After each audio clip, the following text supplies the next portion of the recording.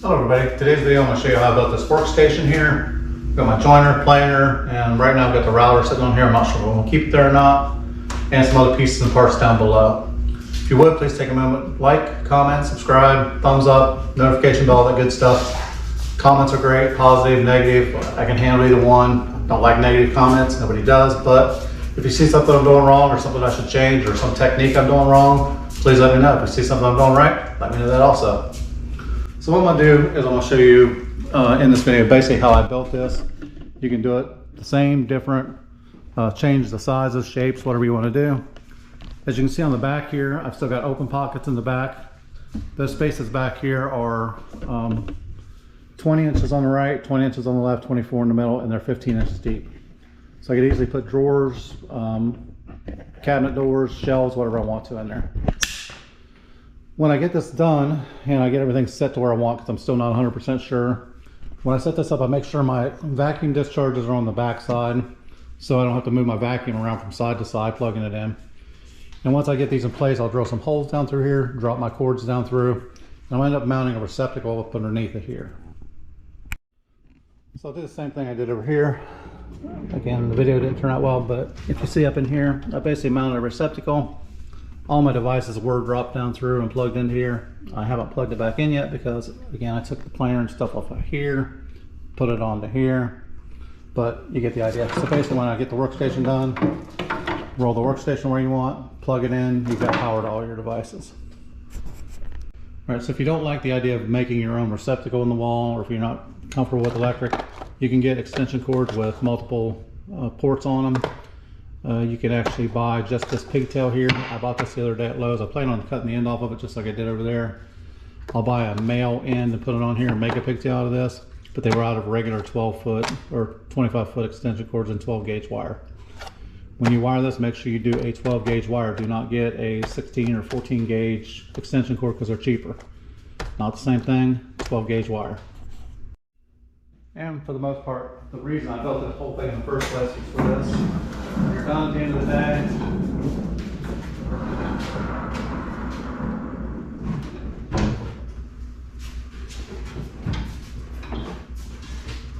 extension cord. And now you've got your garage back. Workstation's in place. Garage floor is open. You can put your car in here, vehicle in here, or you can start on another project. So first thing I did was sketch this out on a piece of paper like 4 times before I got the way I wanted it. Figured out what my best plan of attack was. Once I got that down, I did my basic measurements of what sizes of the planks I needed to make, or what size shelves I needed to make, and then just kind of separated them out. This looks like a lot of paper, or looks like a lot of work, but it didn't take very long to actually doodle these out. As you can see, I didn't take a straight edge or anything. I just scratched it out on paper. But that way I could look back and visually see what I was thinking of and make sure I didn't make any weird mistakes.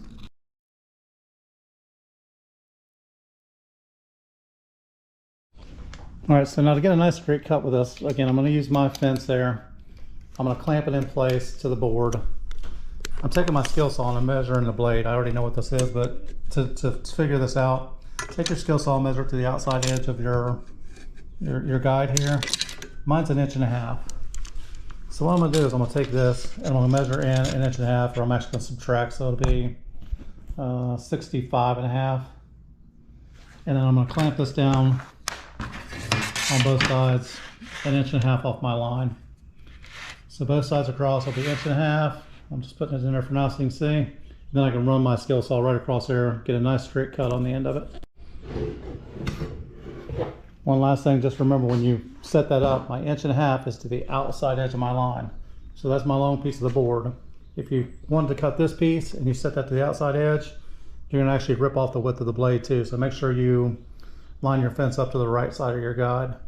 So my blade will be on the outside or right on that line when I cut across. One other way you can make this quicker is if you measure your 1.5 inches on this side, I'm going to still measure both sides. You could take your square, line the square up, and you could bump that to where it's pretty close across. I'll double check.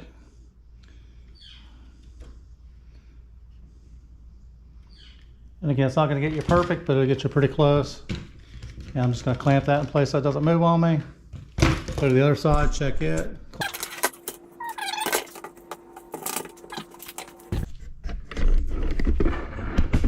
Now that took a few seconds to set it up. You don't have to do that. You can line it up, shoot it across. Depends on how straight you want your line. You may be able to cut a nice straight line without doing that. To me, that works out easier. And again, I know for a fact, unless I clamp my fence on wrong, that line's going to be straight.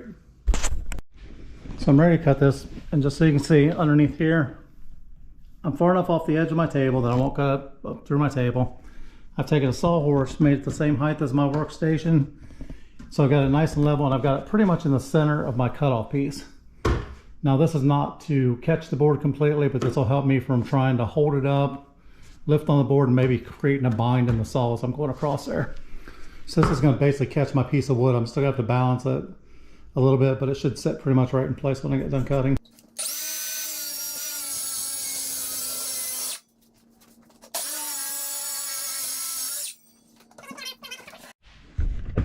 Same thing over here. I've got my 30 3/4 inches marked off. I got my saw horse underneath here. Got my fence clamped in. So I'm going to go ahead and cut this one.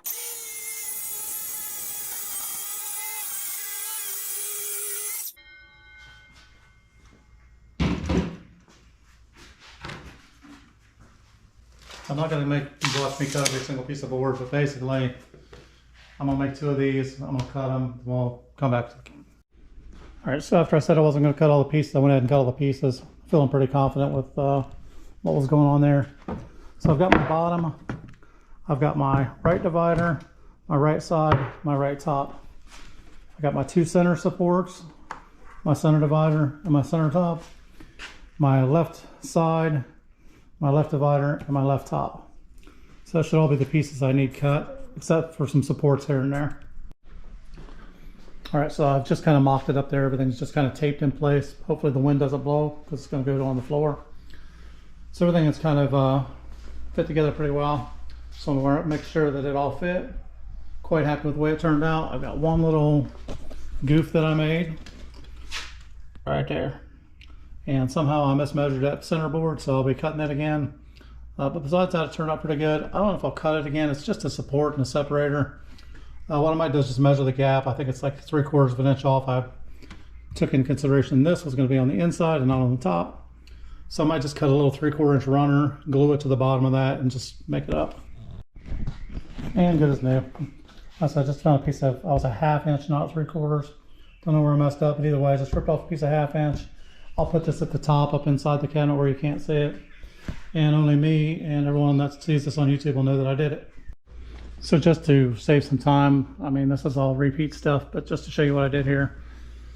Basically, I took some brad nails and I started tacking this together.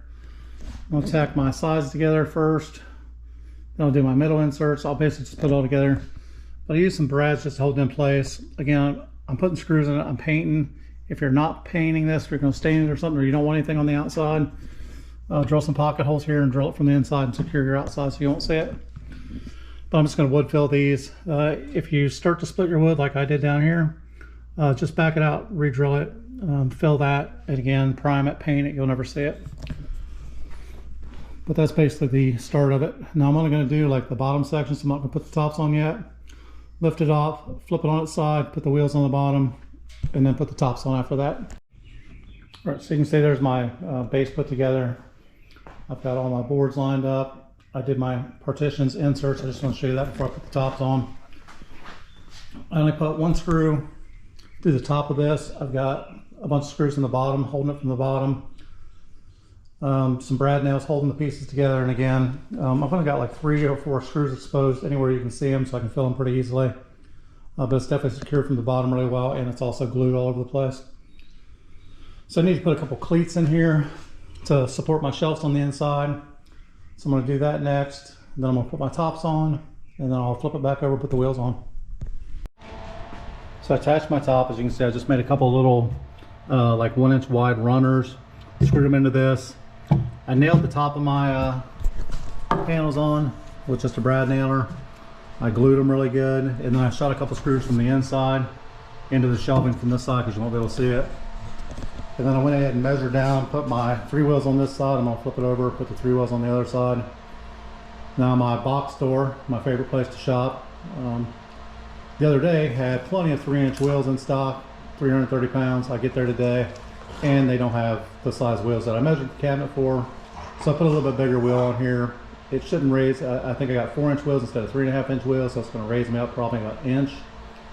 Overall, it shouldn't affect my build, but worst case is I can take these off when they get the other ones in, take them back and get the wheels that I wanted.